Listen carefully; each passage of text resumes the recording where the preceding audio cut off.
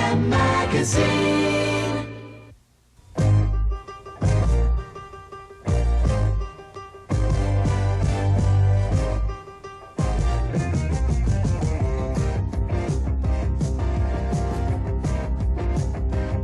Auditions are a way of life for professional dancers, but today's open audition at New York Studio 54 drew nearly 1,000 strong, all hoping for a chance to perform with one of the most famous dancing groups in the country, the Solid Gold Dancers.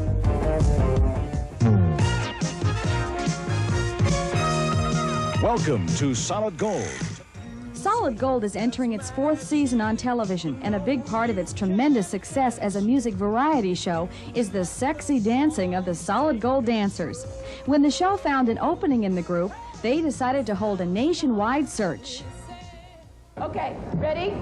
5, 6, 7, 8. 1, 2, 3, 4, 5, 6, 7, 8. Anita Mann is the choreographer for the Solid Gold Dancers, and she's conducting this audition. To qualify, all the girls must be at least 18 years old and have dance training, either amateur or professional. They don't have to be acrobatic, but that is certainly a form of dancing which is exciting. But they must be ballet and jazz trained and have soul and have beauty and have enthusiasm. And enthusiasm is definitely in the air as far as the dancers are concerned. Oh, it would be my first job. It would be fantastic. I would love it. It's what I want to do, so I'm excited. I hope I get it. They're the best, and to be part of them would be the best thing in the world. And to be a Solid Gold dancer, I think everyone's dream. Most everyone watches that show.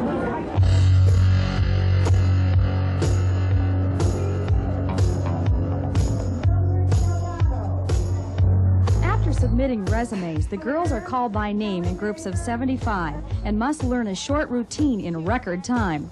The selection process is difficult because Anita must be able to find one dancer in 1,000 to be a part of Solid Gold. 5, 6, 7,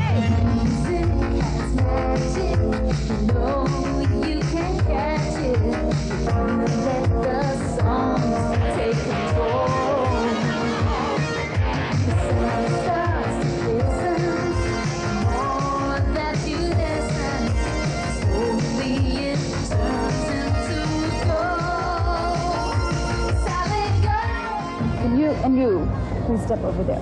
The trivia is different. After 6 grueling hours, the group is narrowed down to a handful of hopefuls, including 3 winners from the Los Angeles audition.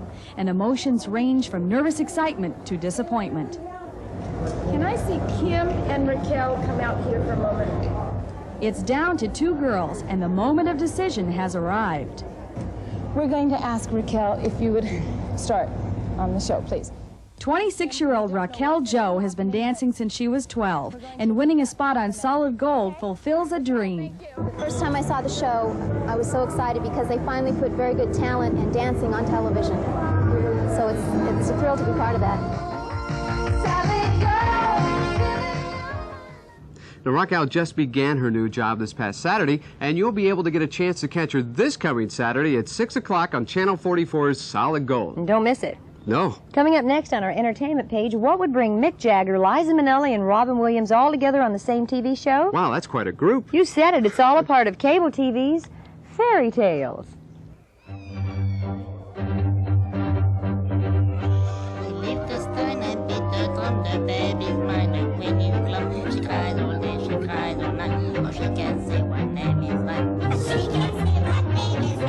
Fairy Tales. Just about everyone grew up on the tales of Jack and the Beanstalk, Hansel and Gretel, and Goldilocks and the Three Bears. Now, for the first time, they have been dramatically and lovingly recreated for television by actress Shelley Duvall. Hi, I'm Maria Shriver, and this is the set of The Princess and the Pea, starring Liza Minnelli. Good morning. I'm sorry I'm late, but I had a tough time getting out of bed. Hollywood's always been a fantasy place where dreams come true. As our story begins, Shelley Duvall is breaking Hollywood tradition by producing fairy tales for television. She's doing slick monthly shows with big names and small budgets. It's a dream that's taken 3 years to come true. Well, I started out by collecting antique illustrated books since I was a teenager. And after I'd done Popeye, I just started reading some of them. And Robin Williams was on my mind a lot. And I thought, oh my God. I was reading The Frog Prince. Wouldn't he be a great frog? And then I thought, who could play the most grouchy princess in the world? Terry Garr. I know Terry. So I started putting it together and talking to everybody about it and saying, wouldn't it be a great idea? And they all said yes. I thought, well, surely somebody will do it. Nobody did it, and I thought, well, I'll do it. Why not? Showtime Cable TV came to her rescue and agreed to syndicate Fairy Tale Theater worldwide for 26 episodes. To get the ball rolling, Shelley starred in Rumpelstiltskin. Since then, she's satisfied to be executive producer and recruit pals like Jeff Bridges, who played in Rapunzel, Ricky Schroeder, who starred with Joan Collins in Hansel and Gretel, and Mick Jagger, who played in The Nightingale. I declare that from this time forth, the old Nightingale will be banished from my porcelain palace forever. Besides the stars on camera, Shelley has put together a supporting cast of set and costume designers who work magic for a scant $400,000 per episode. But it's not the money that makes people like Tom Conti, Beatrice Straight, Pat McCormick, and director Tony Bill want to be a part of Shelley's dream. I wanted to be associated with a show that does such good work, and I wanted to work with my buddy Liza Minnelli. Quiet, please. And now we shall soon know whether your so-called princess is a real princess indeed.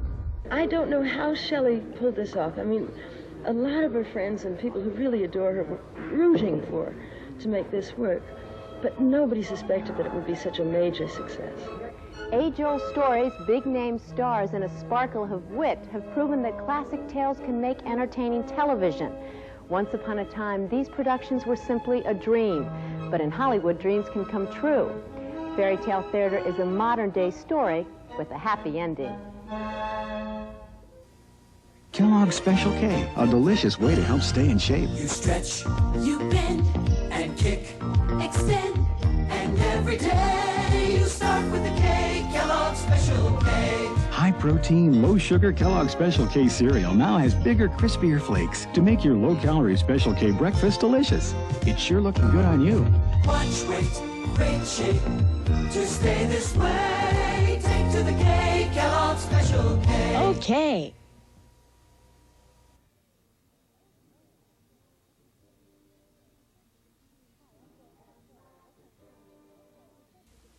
PM Magazine. Hi, I'm Joyce LaFray, and I found some of the best authentic Italian food right here in Tampa. It serves tremendous Northern Italian cuisine. Located in a small shopping plaza on bustling Waters Avenue, about 2 blocks off Dale Mabry, is Laro's, where chef-owner Laurel Medaglia insists on all fresh ingredients, including the pasta, which he makes himself daily. My favorite is Capelli d'Angelo, or angel hair, and it's some of the best I've ever tasted.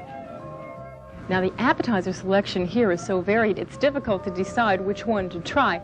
Will it be the avocado con gamberetti, avocado with shrimp and sauce, the lumache ripiene, which are snail stuffed with garlic butter in mushroom caps, or how about the mozzarella and carozza? And the mozzarella here is remarkably fresh. Not hard and chewy like some. And don't forget to try the soups. The zuppa rustica is good, a rich chicken soup liberally thickened with spinach and cheese and eggs. For entrees, veal a Leonora with mushrooms and brandy cream sauce is light and satisfying. The veal dishes are excellent and are served a variety of ways. Cream sauces are irresistible. Now be sure to top off your meal with a cafe or a cappuccino. Grazie mille, Giuseppe. Dinners are about moderate here. It'll cost you about $7 to $13, and it's a great place for that special occasion. For PM Magazine's Florida Gourmet, Bon Appetito, I'm Joyce LaFray. Thanks, Joyce. Don't forget, we have 400 tickets to give away to fill the Floorland Mall Theater at the opening next week of the Columbia Pictures movie, Educating Rita, starring Michael Caine. It's a PG movie for the family, and it's about a cynical professor who tries to teach a young girl the value of life. So call us on the hotline right now, 577-9954, to get your free movie tickets.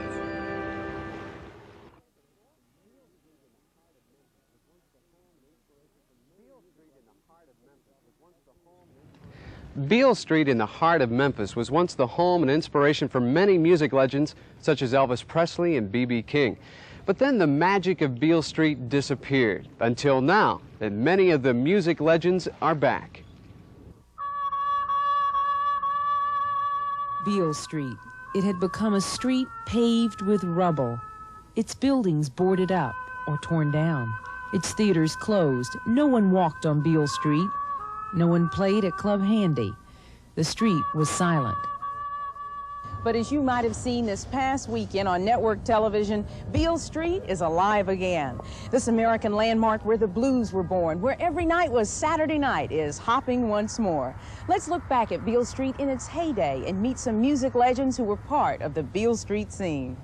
It all started back in 1909 in a dark corner of a Beale Street bar, Pee-wee's. There, W.C. Handy changed the course of music forever when he wrote the first popular blues song. He called it Mr. Crump. You might have heard it as the Memphis Blues. We go to Bell House anyhow, Mr. Crump won't allow it, ain't gonna have it here. Blues, the sassy lady who later gave birth to the music forms of jazz and rock and roll and spawned such stars as Elvis Presley. Ready, set, go and go. I gotta go. In the 50s, the young Elvis hung out on Beale Street, becoming a part of the black, bluesy atmosphere. Even bought his clothes down on Beale at Lansky's. Rock and roll. But Elvis was just one music great who's remembered on Beale. Only one of many who found inspiration from the beat, from the blues of the street. Everybody, tell everybody that B.B. King's in town. There were others like B.B. King, the king of rhythm and blues. Baby, I know you don't want me. You ain't got your dog around. Flurry Lewis, in his later years, acclaimed for his influence on rock and roll. Now when I get the blues, get me a rocking chair. Oh, when I get the blues, get me a rocking chair. Little Laura Dukes, almost 80 and still juking and jiving in Memphis nightclubs. The blues ambassador to Europe, Memphis Slim. Don't care where I go. My baby. And blues queen Ma Rainey No. 2.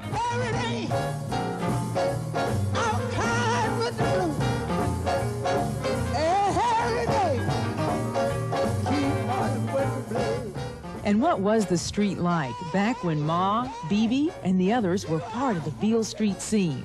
Listen to how W.C. Handy describes it in his song, The Beale Street Blues. You'll see pretty browns in beautiful gowns. You'll see tailor-maids and hand-me-downs. You'll meet honest men, pickpocket skilled. You'll find that business never closes till somebody gets killed. In the four-block stretch of Beale between 4th and Main, prominent black bankers and politicians had their offices, along with Jewish pawn shop owners and Italian nightclub and theater proprietors. Jug bands played on the street while big bands performed in fancy nightclubs. Beale Street, where business boomed by day and every night was Saturday night. And you balled on Beale Street.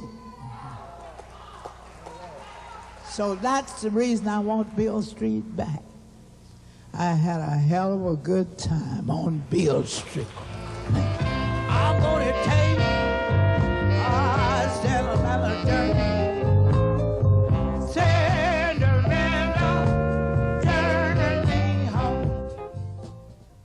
Here's what's happening on tomorrow's PM Magazine. With the tragic death of Natalie Wood, it looked like her last picture would never be completed.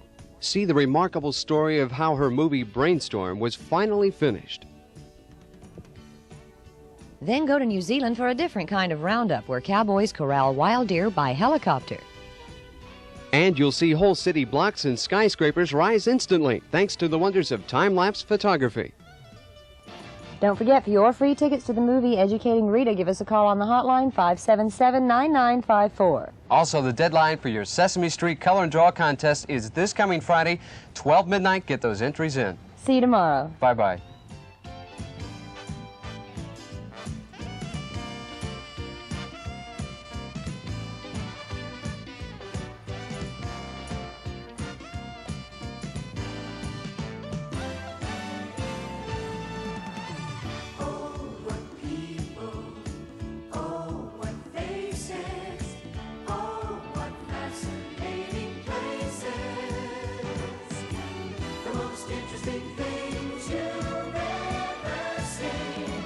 keep it coming your way.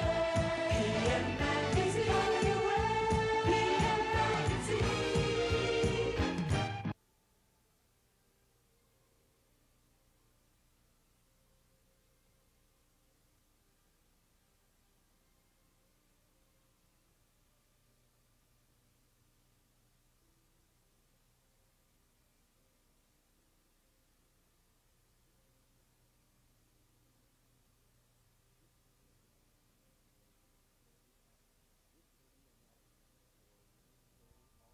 This is PM Magazine for Wednesday, October 12th. Do not rewind the tape past this point.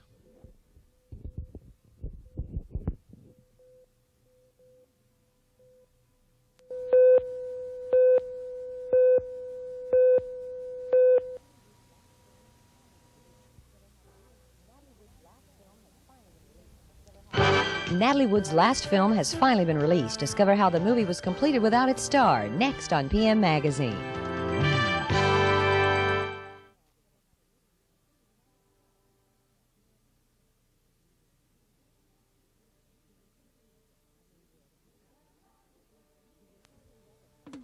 PM Magazine. With the tragic death of Natalie Wood, it looked like her last picture might never be completed. Tonight, see the remarkable story of how her movie Brainstorm was finally finished. Then go to New Zealand for a different kind of roundup, where the cowboys corral wild deer by helicopter.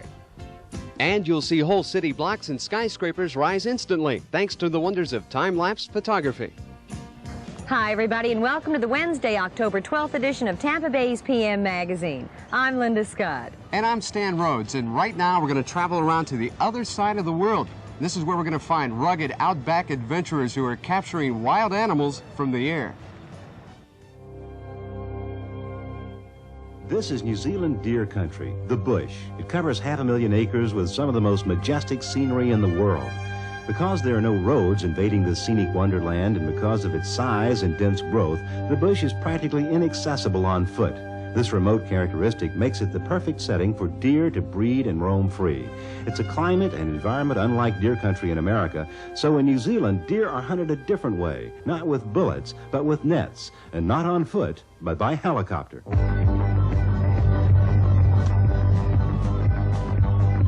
Initially it was just shooting deer, straight search and destroy missions. Now we're catching, they're all caught alive for deer farms and zoos and parks. Nelson Thompson is one of only 10 deer hunters in southern New Zealand who hunts by air. Nelson's partner and shooter is Dane Paul. While Nelson pilots the chopper, it's Dane who will be leaning out the side and firing the net over the fleeing deer. The gun that Dane will be using was specially designed by Nelson and has been sold all over the world. It fires a net that will snare the deer and immobilize it enough to be captured without injury to the animal.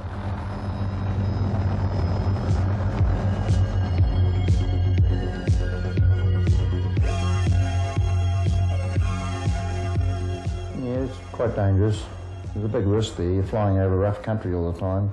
If you have an engine failure or have some fault developing your machine, there's not that many places you can go to land safely. You're either above water or above forest areas, so the chances of landing somewhere are pretty remote. After nearly an hour of searching, it looks as if the morning's efforts will be futile, so the decision is made to turn around and head out. As we reach the edge of the bush and come into the clearing, suddenly several startled deer darted out of the trees, and the pursuit is on.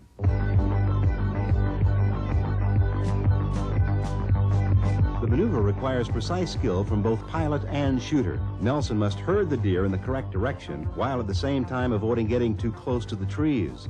Dane must be careful not to fire the gun at the wrong moment. Not only could he misjudge and lose the deer, but there is always the chance of catching the net in the rotor of the helicopter, a mistake that could cost them their lives. Even after the deer has been netted, wrestling with several hundred pounds of frightened wild animal can bring a lot of bruises and even an occasional broken bone. But the entire ordeal is over almost as quickly as it began.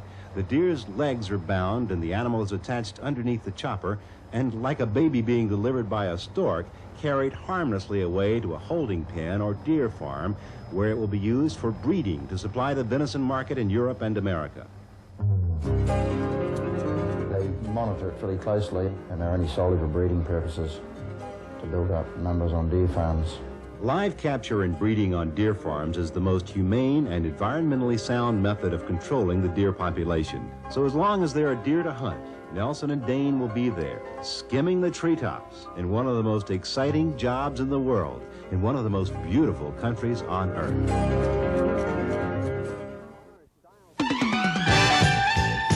On our style page tonight, Chef Tell shows you how to cure a case of the late-night munchies. Hi, I'm Chef Tell. Do you ever wake up late at night and you're really hungry? Like 2 o'clock in the morning and you have this sign flashing in your forehead. It says emergency gourmet, emergency gourmet. That's what happened to me once in a while. So I go in the kitchen and I make something real fast. Let me call it munchies or call it late night snacks, whatever. I have to talk very quiet because if I talk a lot louder, my cats wake up and they don't want to eat too. So stay right here. I show you some easy recipes very late at night. What I like to eat late at night is a little popcorn. Also, you have to eat some foods which don't keep you awake all the night. You know, you want to eat something and go right back to sleep. Popcorn is very nice for this. However, popcorn, what's exciting about it? You know what makes it exciting? I use some Parmesan cheese and just sprinkle Parmesan cheese over it. Gives a nice flavor. Don't need butter and no salt. Much healthier also because the Parmesan is a little salty to begin with. Very nice. Also, sometimes I feel like eating something spicy, you know, like you want to eat something with a bite to it.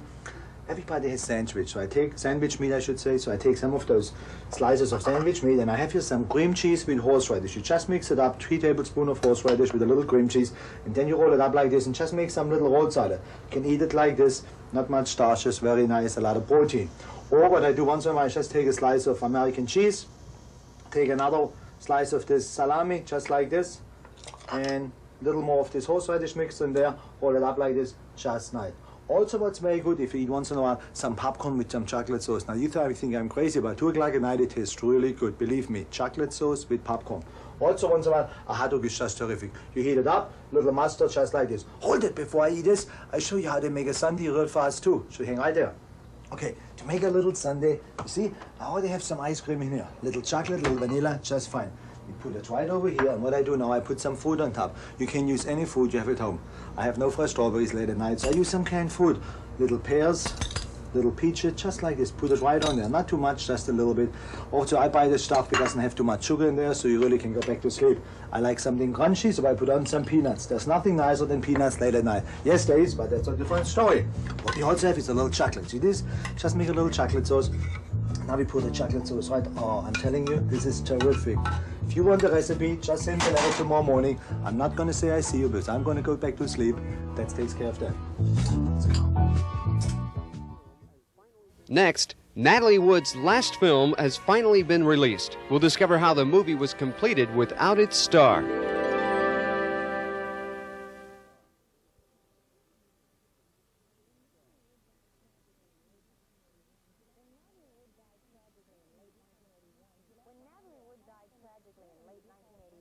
When Natalie Wood died tragically in late 1981, she left behind her a half-finished thriller movie called Brainstorm.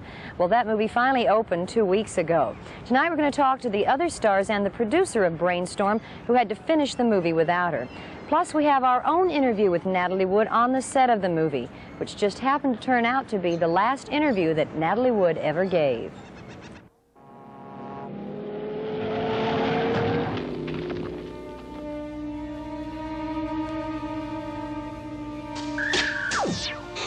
God. That's remarkable. A true, one-of-a-kind scientific breakthrough. God, it's wonderful. I'm very excited about Brainstorm. I think it's more than I had planned. I think we're very lucky to not only have the movie finished, but to have finished it as well as we did. I made that for you. It's a gift. What is it? It's me. Most of us first heard about the movie Brainstorm 2 years ago. It got a lot of publicity for all the wrong reasons. One of the stars of the movie, Natalie Wood, died just before the filming was completed. The question then was, can Brainstorm be saved?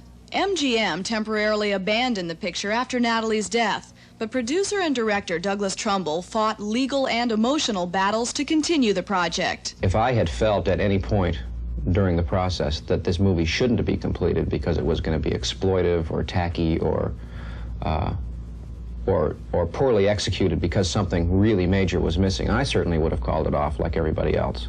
And I had to do a very serious analysis for myself in my heart to find out whether we should go ahead or not. And I had a very clear view that this movie could and should be finished. The reason Natalie Wood's last piece of work has gotten and is getting so much attention is that she was loved and admired not just as an outstanding actress, but also as a loving wife and mother.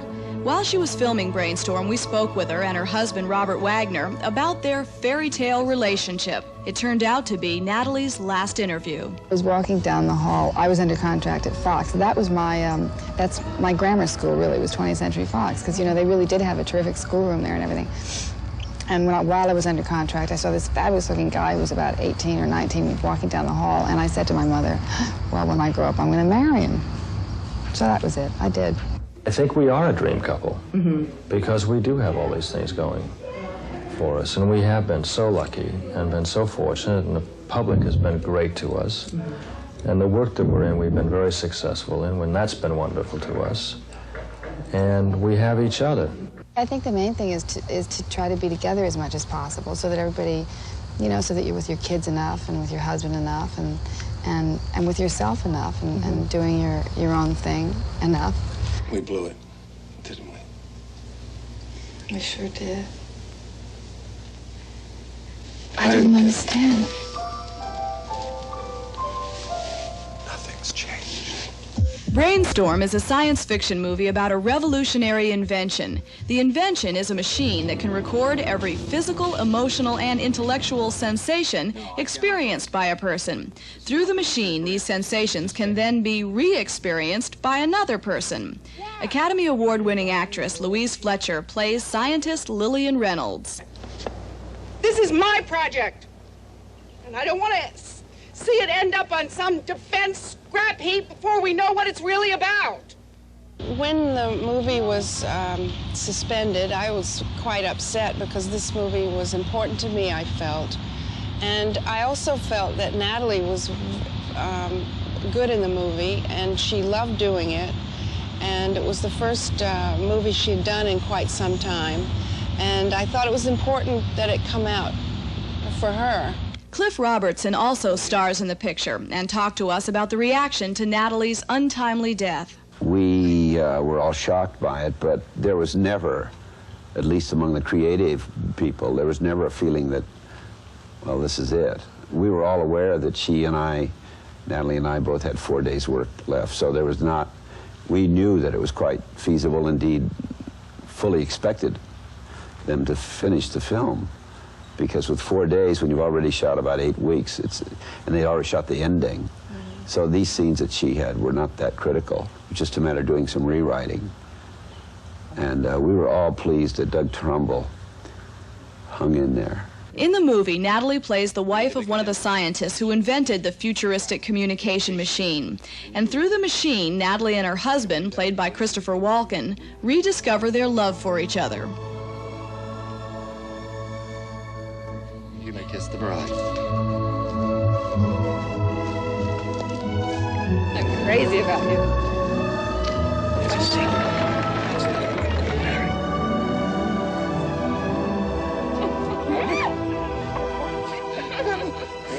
I think she would have been very proud of this role. She was very excited about the film. Yeah. And I was very delighted to have this opportunity to work with her and the rest of the cast. And they worked together beautifully. Everyone was really turned on by this movie. Yeah. And she was very personally involved in it, and I think it really shows. I think it's one of the best things she's ever done. Brainstorm has been saved. It's a complete movie. Audiences across the country are appreciating it for the outstanding special effects and the thrilling plot. But we won't soon forget what first brought this movie to our attention. Right after Natalie's death, MGM Studios declared the film unsalvageable and decided to file a $15 million insurance policy. Eventually, of course, they changed their mind, and now we have from MGM Studios a tribute to Natalie Wood. This dish went on a diet. It lost 500 calories. It's time for Cooking with Pam. How do you put a dish on a diet? Cook with low-calorie Pam. Look, oil adds 500 calories to this platter of eggplant. Pam adds practically none. And calories lost here won't be gained here. So when you diet, put your dishes on a diet. Use Pam instead of oil or butter. Start with Pam. Your recipes turn out light.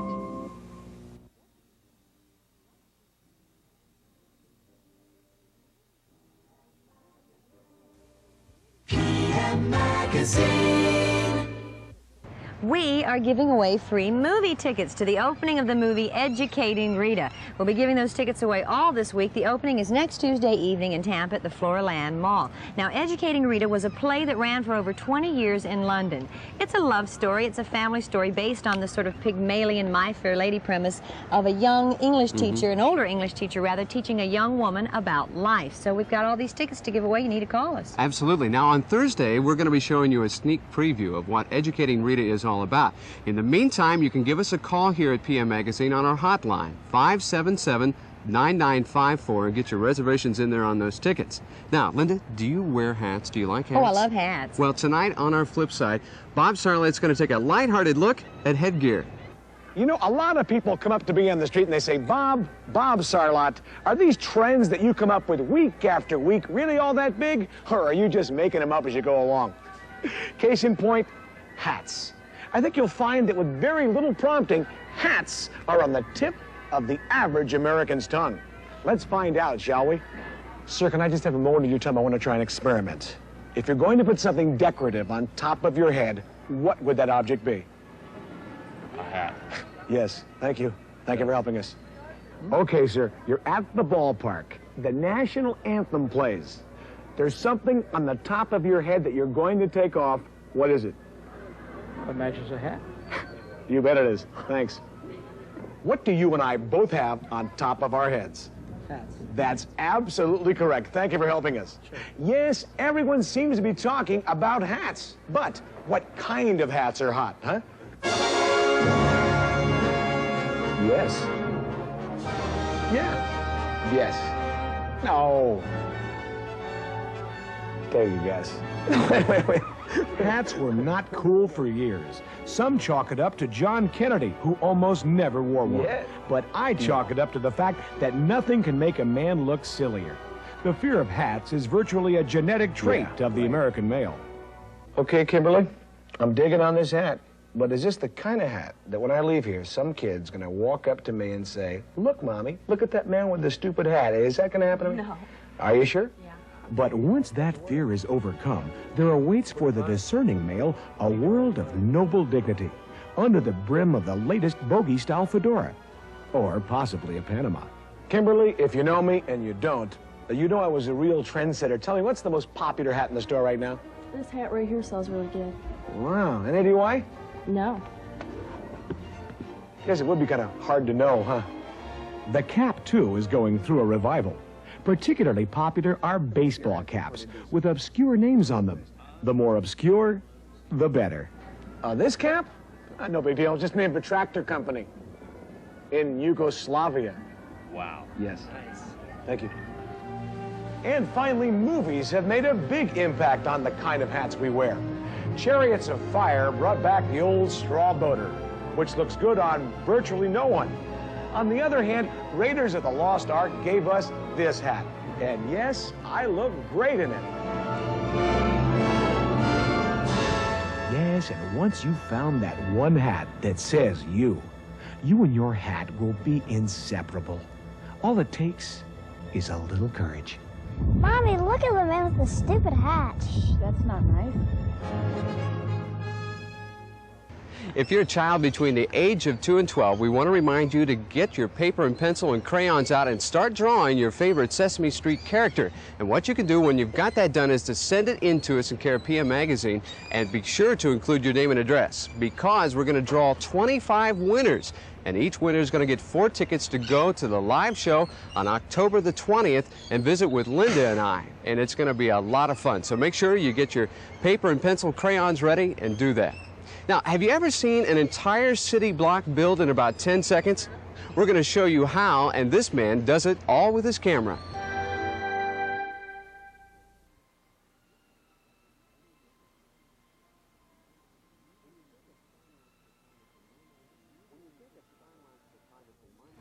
When you think of time-lapse photography, my mind immediately thinks about a flower slowly blooming and blossoming open. Nature time-lapse. Yes. We see a lot of that. Well, tonight we're going to meet a photographer who has a different kind of time-lapse photography. He has cities that rise up instantly within a matter of seconds. A skyscraper rises from the ground in half a minute. Dawn to dusk passes in the blink of an eye. No, this isn't some magic trick or the work of a special effects wizard, but the product of a Boston area filmmaker with a unique specialty. His name is Len Gittleman. I think it brings us back to the time when we built things like with Tinker Toys or what have you, and you put things together and they appear in front of you. In a similar way, we take a multi-million-dollar construction project and bring it to life in kind of a similar way. A regular movie camera shoots 24 pictures or frames per second, but Len has a special camera custom built to shoot frames at any speed he chooses. You have to analyze the rate at which something is happening and how fast you want to make the end result so as to reveal that process. If you're shooting a frame every 4 minutes, you're magnifying time, accelerating by a factor of about 1,000. For example, the process of building this pedestrian walkway took months of backbreaking work, but speeded up, it looks like a colossal erector set.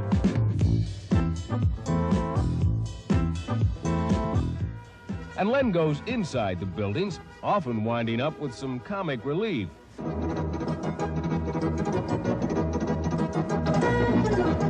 And it's very exciting when you can sort of see that it's not only the things that breathe that have life, but even a thing as dead and stony as a concrete building indeed has life and can move and grow and change. And there's one more project that Len would love to take on. Just to imagine having a dozen cameras strategically located around Manhattan Island during the next century. That's quite a fantasy, but certainly if anyone could pull it off, it would be Len Gittleman and his truly magic cameras.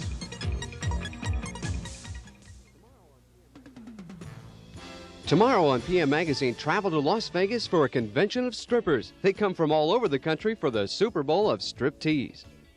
Alicia was the hurricane that devastated Galveston. Relive the incredible ordeal of the man who wrote it out and lived to tell about it. And see Bigfoot, a truck that goes one up on cars. And don't forget about those free tickets to the movie opening next week of Educating Rita starring Michael Caine. It's a PG movie, so give us a call on the hotline, 577-9954. We want you to be there. And we also want you to make sure, if you're a child between the ages of 2 and 12, get your favorite Sesame Street character drawn and into us in care of PM Magazine. Include your name and address because time is running out. We'll see you. Bye-bye.